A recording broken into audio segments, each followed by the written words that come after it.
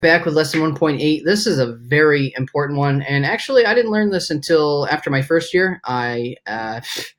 So funny story. Basically, had to write a big check to the IRS because it's what I owed from what I made, and I did a terrible job of keeping track of my expenses.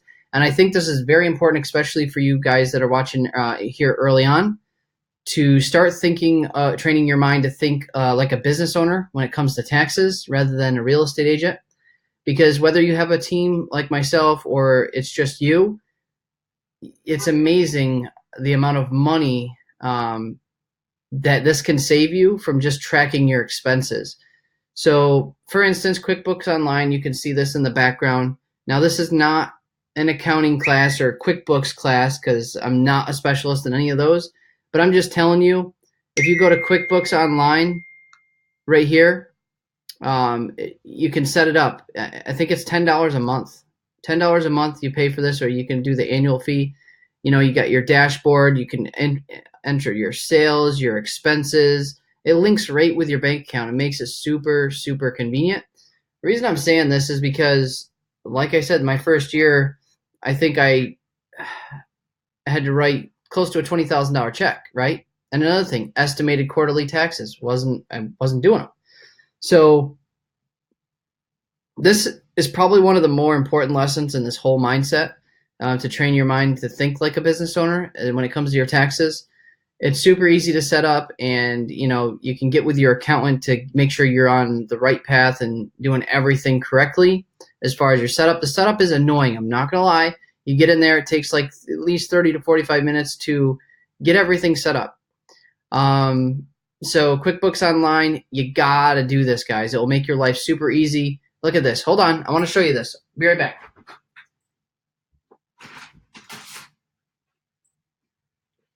Right here was my 2017 taxes, guys. Look at this.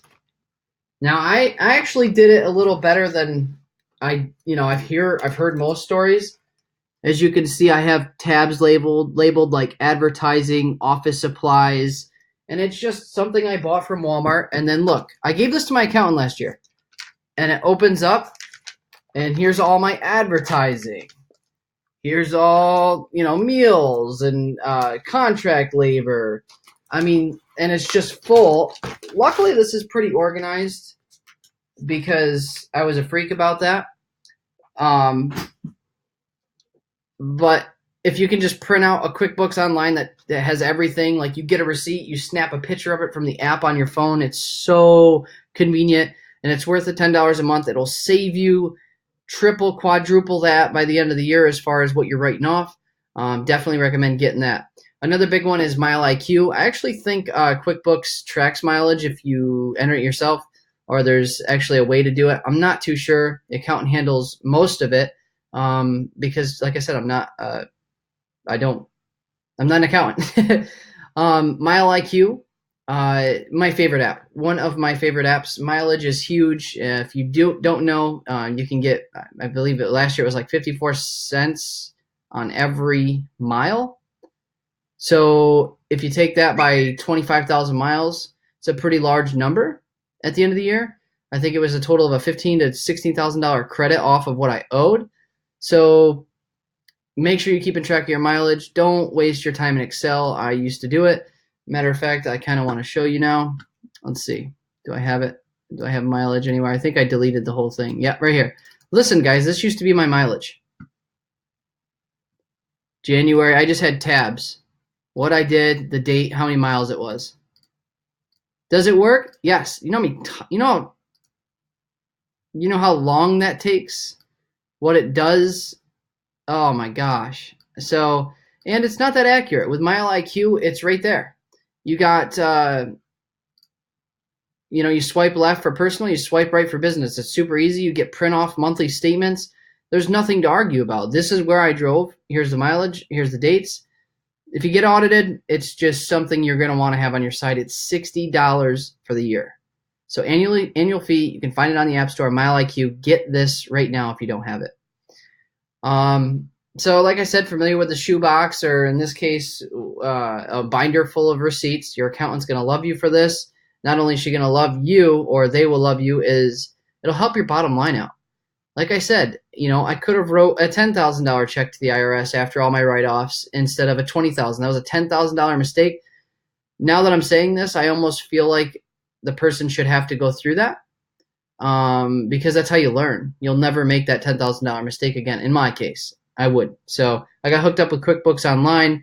Local accountant got me up to speed. Took me, a good bit of time to get everything entered in there, but it was the best investment I could have made. Business LLC. This is something very large. Regardless of, like I said, if you're creating a team, if you're not creating a team, this is something big that you need to wrap your mind around.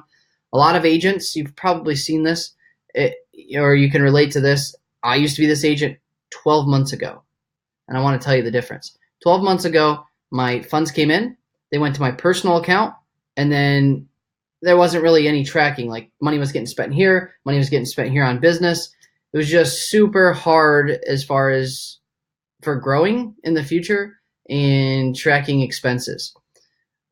If you don't plan to grow a team, or you don't plan to grow, you just want to be, a solopreneur, they call it, and that's fine. I know a lot of people that do 70 to 100 sides as a solopreneur with the right systems, which you'll learn in module 2, or some of them anyhow.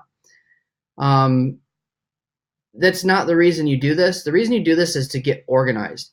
You create an LLC. I think you can do it on LegalZoom, or a local attorney charge me, I think, like $600. Created an LLC. All I did was first name, last name, Enterprises LLC. It didn't really care about the name. I just knew that I wanted my brokerage to pay my EIN instead of my social security number, because what that allows me to do is now I'm the only employee of the Sean Anthony Enterprises LLC. And what that does is it allows me to create a business bank account. That business bank account gets opened up. All of my checks get deposited into the business bank account. And then right below, I get this question all the time. How does your splits look? Well, my check comes in at 100%, right? Disclaimer, that's not my brokerage split. I'm telling you that 100% of the check that I get after my split, right? We got 100% of that to divvy up. 25% of that bounces to my personal account. 15% of that goes to a separate investment account. 30% of that gets saved as taxes. A lot of you are probably looking at me like, that's just too much. Probably, but hey, it's an extra cushion. Anything that I have left over, I just transfer back into my personal at the end of the year. Because as you notice, the other 30% goes to my business account. Why do I pay my business more than I pay me? Because especially in the earlier years, there's just more money that I know I could spend better into the business to grow it for the future than for myself. A lot of people, you hear Vaynerchuk talk about this all the time. Don't get too fancy. It's hard to say, right? Especially when you're making some money, you're like, okay, want to go spend some money. And I'm not saying don't go spend some money. I mean, I still go to the mall and go shopping. It's just don't get too fancy too quick.